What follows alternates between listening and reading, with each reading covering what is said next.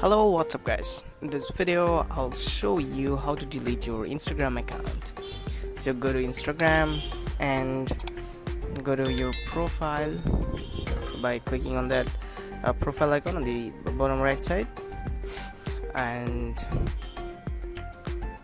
go to tap on the three line you can see on the top right side, and go to settings, and here you can see help option.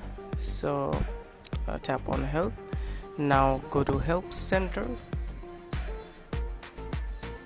Okay, and well, it will like show you like how they can how Instagram will help you. So what you have to do is you can just simply go to search for delete Instagram account, and here you can say delete your account, and here is option like if you select how do I temporary or delete your account. Okay, or like you can see how do I delete my Instagram account. So here you can see delete your account, right?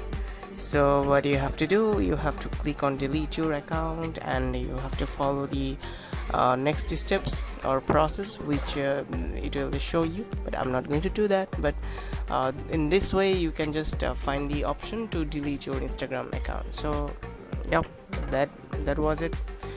So if you have any kind of confusion about it, you can just comment down below and let us know. So yeah, we'll see you in the next video. Until then, stay tuned.